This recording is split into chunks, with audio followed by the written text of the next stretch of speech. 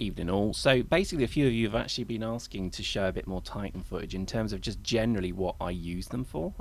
So here we go. This is actually, for a lot of you are probably thinking, hang on, this isn't a dust video. Yeah, okay.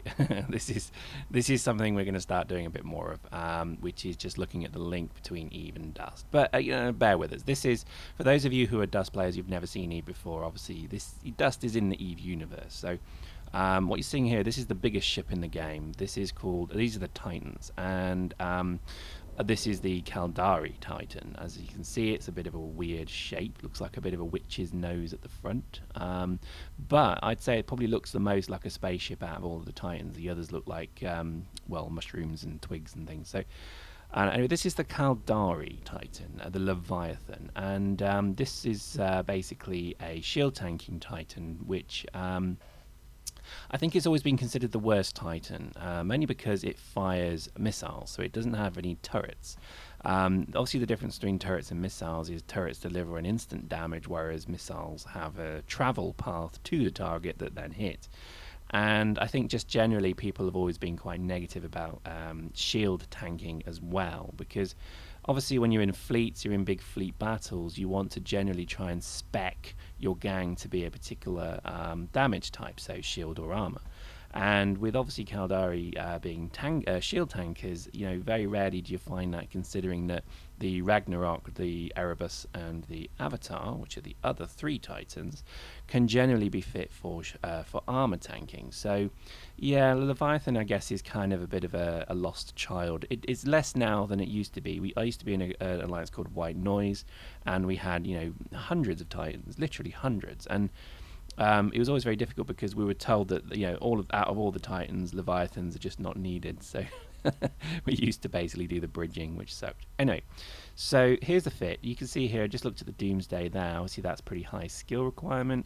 The damage it does 3 million units of damage, and it's all racially dependent. So this does 3 million units of kinetic damage.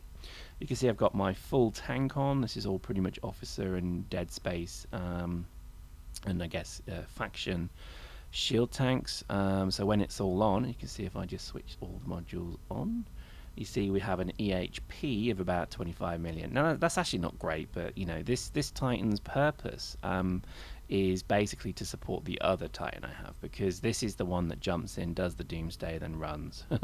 Hence the nanofiber. Now, I haven't really updated my fit in a long time. I mean, remember, I took a break for me for a long time, and when I came back, I haven't changed these things, so I don't know if these are actually even applicable anymore.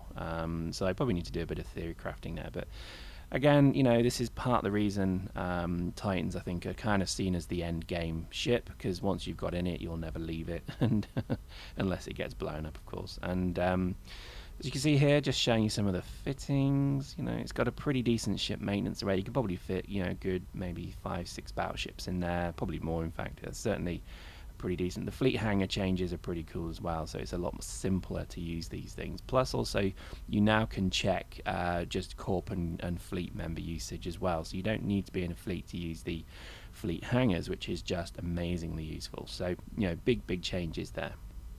In terms of what I use this Titan for, it's mostly used for bridging. We do a lot of bridge work with these Titans, basically just moving stuff around. When you're upgrading your space, obviously you need to have pretty decent logistics capabilities. So I think really that's probably the main reason of what Titans get used for, if I'm honest with you. I think certainly that's what we've used them for in our alliance, is just getting the infrastructure down and basically putting all those upgrades and TCUs, iHubs, things like that down. And you can't really do that in jump freighters. You can do it for a bit of it, but not all of it. So and again, it seems that Titan footage is a bit of a premium. I think people generally don't want to show Titan point of view videos.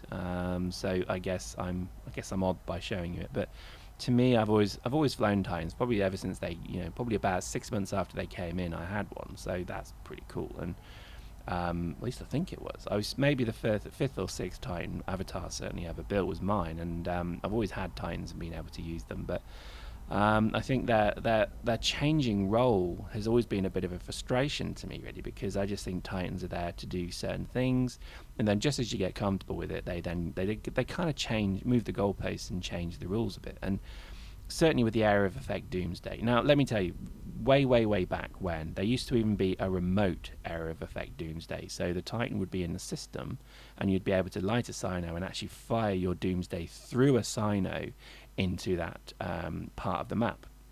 Now, just think about it. That was so broken, it was unbelievable. But that was why so many of the animations back then, and even today, I think, still had that kind of Cyno effect, warp effect, you know, firing missiles into a warp effect, then blah, blah, blah, you know.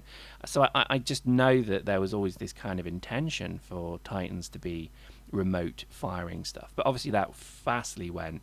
Then area of effect Doomsdays went as well, which is always a bit of a shame. But again, massively broken, so I don't think anyone cries a tear for it except me.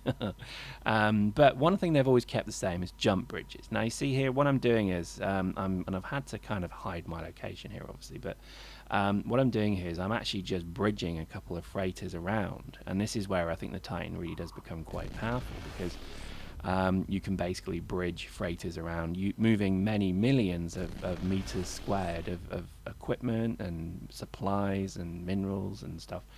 And I think that's where it becomes an incredibly powerful tool. So, you know, if you have a Titan, I think, yeah, they are great, you know, obviously for sort of status symbols. Obviously in the super battles that I'm sure you've seen that just took place, there was that huge super blob. You know, you kind of needed a super to step up and be in that fight. Otherwise, you're in a dread that's going to get doomsdayed.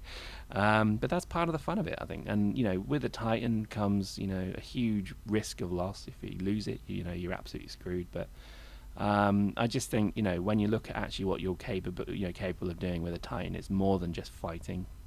They really are, in my opinion, the empire builders of 0-0, and I know all the years I've owned Titans and moved and built and, you know, done stuff with them, they have been pretty much the workhorse of the deep space alliances. Yes, jump bridges, jump freighters are there, but the reality is your base infrastructure does need Titans generally. Otherwise, you can do a freighter op from 0-0 Empire to 0-0, and you know, I used to do them as well, and they used to take all night, and that's just crazy.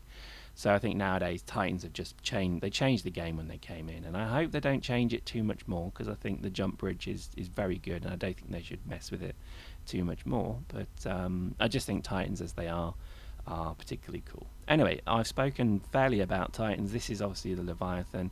I'll do a spotlight on the Avatar, and we've got one of the Erebus to do as well. So hopefully you like this video, and expect more to come.